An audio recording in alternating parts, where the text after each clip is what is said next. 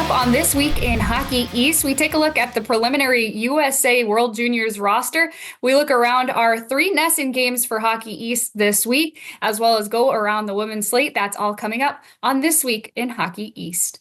Hello, welcome inside this episode of This Week in Hockey East. I'm Bridgette Proulx here with Eric Gallanty as always, and we have a game coming up for you just after this show, UNH against Northeastern, 7 p.m. puck drop here on NESN. So that's where we're going to start. We'll start with the matchup between the two teams. Eric, start us off.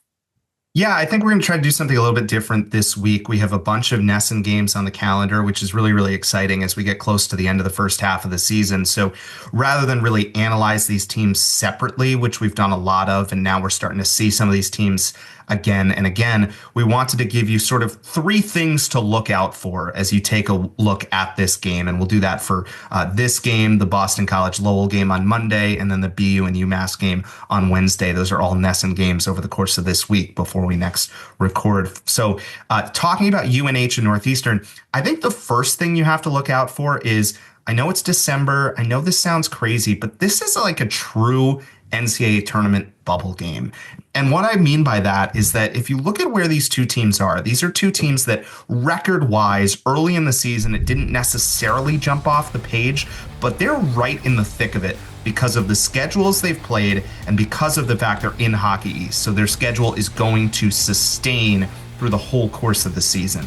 UNH right now coming into this week, UNH and Northeastern are right around kind of bubble territory, right? Northeastern's 22nd, despite the fact they have a 3-6-3 record in the pairwise. New Hampshire comes in 18th. Remember how close they were all season long. They were right around that number. So any game that you have, not only A, against teams right in that area, but B, against teams in your conference right in that area, that can be so important once you get to the end of the season. And again, we won't know until we get to the end of the season, certainly, but it becomes a really important marker, not only because of where these teams are in the pairwise right now, but the fact that this is the third meeting between these two teams. New Hampshire got a really nice win earlier this year, and then they had a tie in the second game at Matthews, so a third game. It's at Matthews Arena. Northeastern feels like they're starting to trend a little bit, right? They've won 2 games in a row. They beat Boston College on Saturday, and then in a game against Bentley last week, it was a game that everyone around Northeastern was very open about saying they didn't feel like they played the way that they're capable of playing, but they escaped with a result, which is kind of the opposite of what we've seen from them recently, right? They felt like they've been close and haven't necessarily gotten the results to this point. So the fact that they were able to get a result against Bentley, I think is really, really important. So this game could be pretty important with the momentum that it could give these teams going into the holiday break. New Hampshire also has a big game against Dartmouth, who we just saw against Boston College, how good that Dartmouth team is. So really important game that could tell us where these teams are going to shake out. Because listen, as much as we think there's a ton of good Hockey East teams, 8 of them are not getting into the tournament, right? It's only a 16-team tournament. So games like this can be really important. Yeah, 100%. And when you're talking about Northeastern's recent history, that win over number 3 Boston College is big for them in terms of when you're talking about pairwise bubble, these teams going against each other. Those are the kind of games that when you win them, that gives you a boost, and you see those conference opponents automatically. So it's not like you have to schedule just out of town non-conference teams that are highly ranked, but you can do it within your conference automatically, getting big wins. That's important for all these Hockey East teams. I want to go into some of the recent history with UNH. First of all, they're coming off 2 wins over RIT, 5-1 and 6-1 wins, a weekend sweep for them.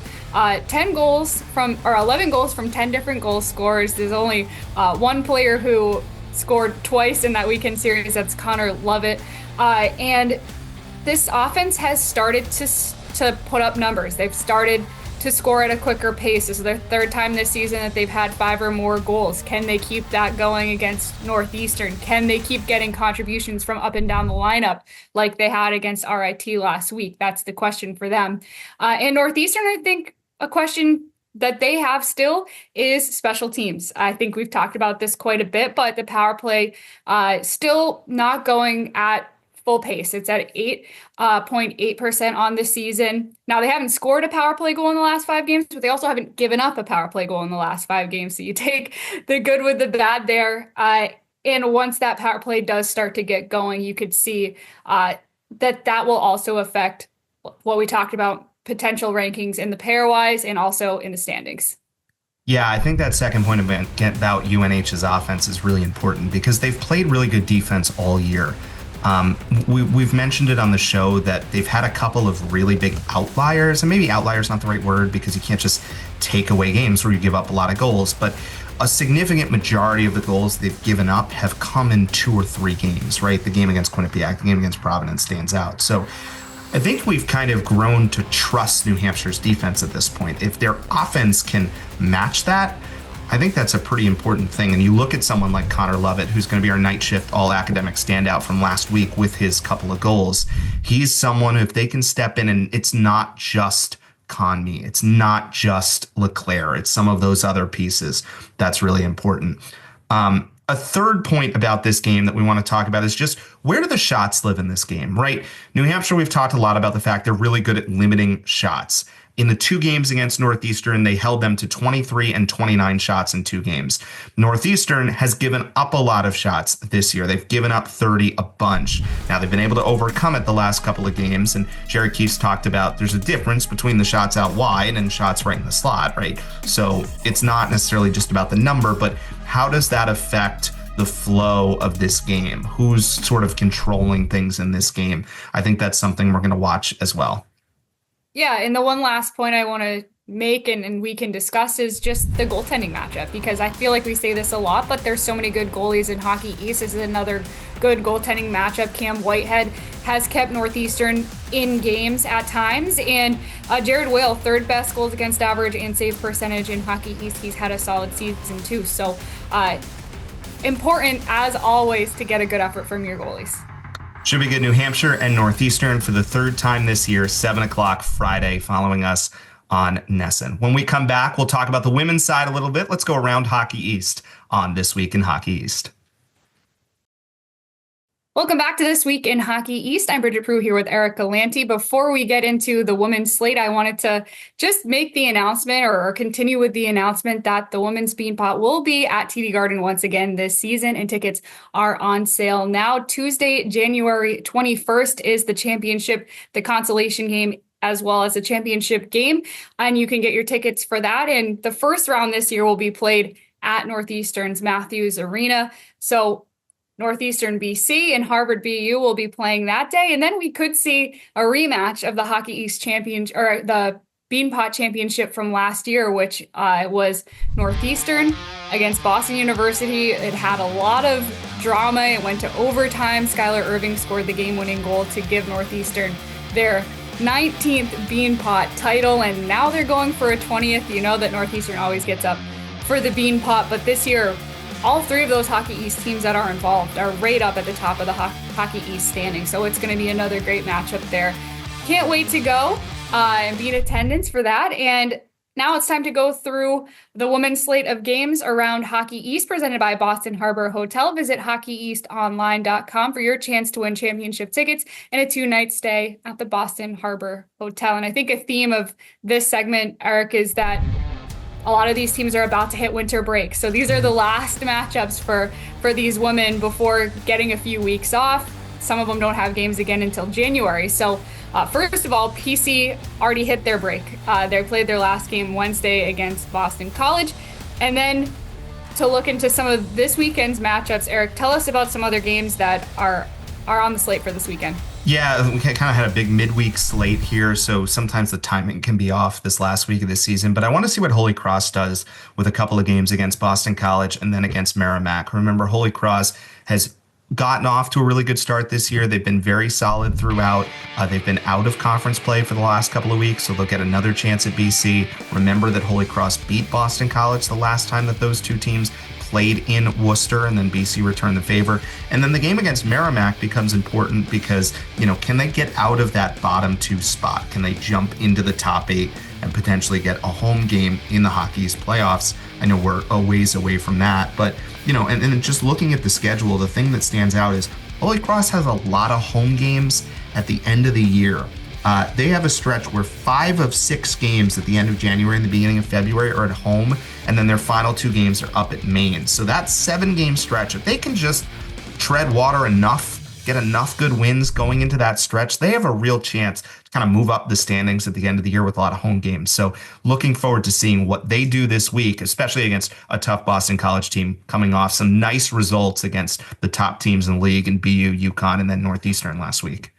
Yeah, to talk about Boston College a little bit further with their final game coming up before the break, like you mentioned, Grace Campbell having a great season so far. And she's our Jersey Mike's a sub above women's player of the week. She had a shutout against Northeastern, a 3-0 win for the Eagles. It's the first shutout of the season for Boston College. And she's also played a majority of time in net, 16 of BC's 17 games so far. Third most minutes of any Hockey East goalie. She's taking on a very large workload, and she's been able to do a good job with it. Yeah, I think so. Another team I want to talk about, we talk about this top 4 a lot, Bridgette, but let's talk about New Hampshire. Are we shortchanging them a little bit? Yeah, I mean, if you look at where they are in the standings, they've been hanging right there at that number 5 spot, just a little bit behind what I'll call like the cluster at the top of the group that includes BC, BU, Northeastern, and UConn. So yeah, they've been right there, and they've been getting good goaltending as well. As a team, they have 5 shutouts this season. Sedona Blair has 4, and Nomi Martinez has a shutout of her own. So they've been able to keep up with the pack. And maybe at some point you see here in the next semester, they start to crack up into that lineup. But it's been really solid hockey to try to get into that top 4. BU started to run away with it for a little bit there, but now the pack is kind of still pretty solid and hard to get into, but I still don't think you can complain if you're UNH and you're sitting right there at the number 5 spot. Obviously, you want to be able to host, but you're still in a good position, I think, if you stay there, but with the potential to move up as well. When we come back, we'll talk about a couple of other NESN games this week, starting Monday when BC hosts UMass Lowell. Welcome back to This Week in Hockey East. More action for you on Monday, a rare non-Beanpot Monday game as Boston College hosts Lowell. They'll play up at Lowell on Friday and then the return on Monday.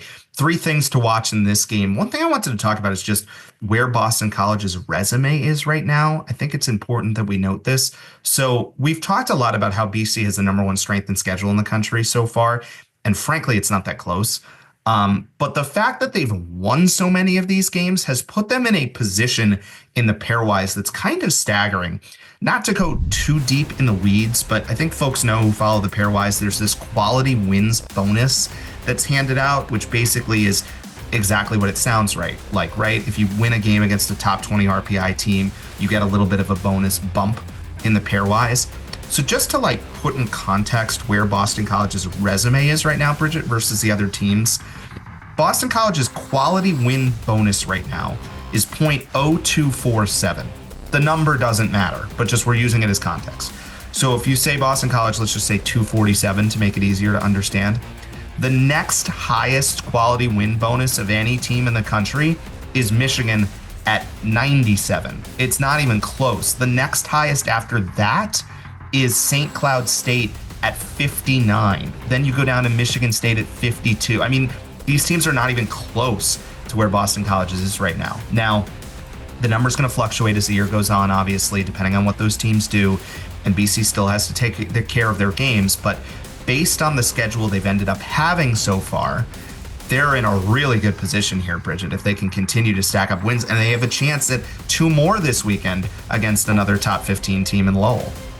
Yeah, and they come into the week 3rd in the USCHO.com poll. They've been right up towards the top in the top 3 for most of the year. So they're hanging out right there because they've put up some really consistent hockey. And going up against UMass Lowell, though, I think is going to be a different matchup because of the way that Lowell plays. They're so if you give up the first goal to Lowell, they have this ability to just lock games down. And BC has such a high scoring offense that if they get caught playing that kind of game that UMass Lowell wants to play, it's going to be really frustrating. And Norm Bazin is a great coach, and he knows how to do that really well. He's got a lot of experience in that, and that's the style that his UMass Lowell teams always tend to play. But when you look at the matchup for special teams between the two teams, UMass Lowell has had the best power play in Hockey East right from the get-go. Now they've come back down to earth a little bit recently, just one power play goal in the last 6 games, but they still have the top percentage in the conference at 30% this year. And then Boston College, I think everyone's kind of just been sitting around going, is this going to hold? Is it the fact that they have not allowed a power play goal, is this going to hold the whole season? And for the first 13 games of the year, they were a perfect 30 for 30 on the penalty kill. So they're not just a high-powered offense. They have really good defensive structure on special teams as well for their PK. So whenever you get the top penalty kill versus the top power play, it's always something you need to talk about. Yeah, and BC's basically at 91% for 2 years now on their penalty kill. The final thing I want to make sure we look at is who's going to start in goal for Lowell. We've seen Benny Halaz kind of maybe take this job. I mean, he has back-to-back shutouts, including a win against St. Lawrence in the Adirondack tournament.